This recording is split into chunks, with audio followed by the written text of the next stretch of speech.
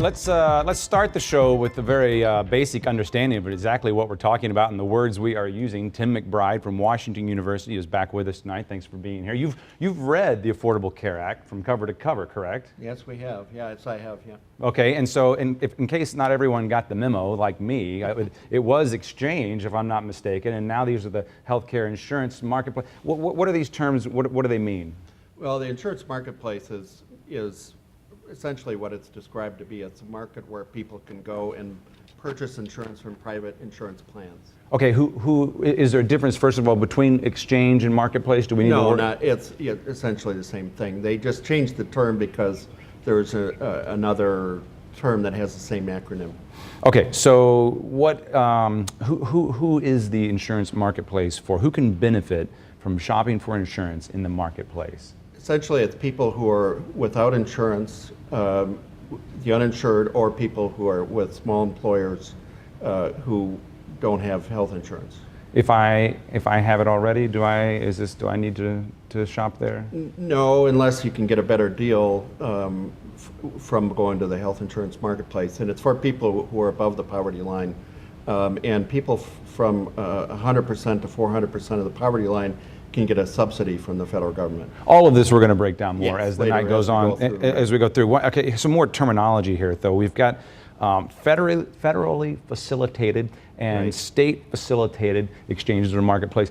What's going on there? You know, to most people who will be going to the exchanges to the marketplace, it won't really matter. The Missouri exchange is federally facilitated. The Illinois one is a state exchange, and that's not going to be that apparent to most people, but it just means the federal government is essentially running the one in Missouri, and the state government is running the one in Illinois. This is something in Missouri we opted not to do. That's right, exactly. Okay, does the marketplace, what does it mean for those who won't be using the marketplace? Is this something that everyone should be concerned about and be knowledgeable about? You know, I think it's good to be knowledgeable about it, but if you have insurance through your employer and you can keep it, you don't really need to know about it. So, what about the role? I said vital, some say, and the little open there. What role does this marketplace play overall in the Affordable Care Act? I think it's one of the most crucial pieces of the act because it's where essentially about 15 million people are probably eventually going to get health insurance coverage, maybe upwards to about 20 in the long run. And it's the place where a lot of the insurance reforms are going to be enacted in the long run. And but that'll probably take a few years for that to all transform.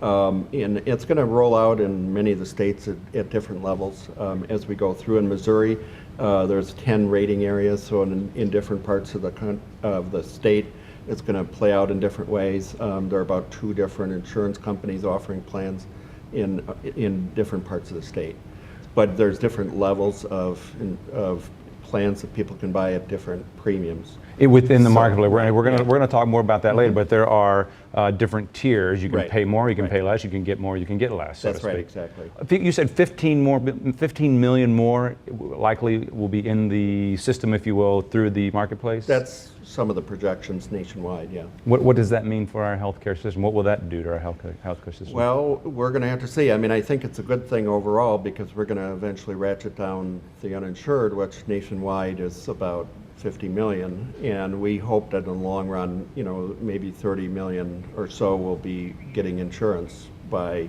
2020 or so, and we'll still have some uninsured because there's some people that are not eligible for the exchanges and some people that won't pick up coverage. But you said you said one of the most important parts. I want to have you elaborate on that. Why the most important part of the healthcare? Well, our system of health insurance has been built for a long time on a system of private insurance.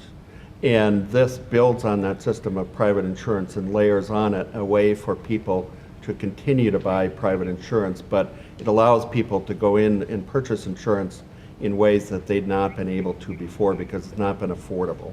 And it's not been affordable in 2 ways. One, if you've had pre-existing conditions, you now will be able to afford it because of some of the reforms of the Affordable Care Act. And also it's going to be affordable because of the subsidies that will be available in the Affordable Care Act for those between 100 and 400% of the poverty line. It's going to be quite cheap for some people, just about 2% of their income, up to about 10% of their income. So in those two ways, it's going to be very affordable to people, we believe.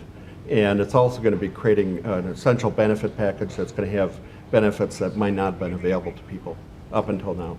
And then we're going to talk later about the Medicaid expansion, but that's not really a topic for tonight. And obviously in Missouri, we didn't do that. But It plays that's a going to be role. a topic for later. Yeah.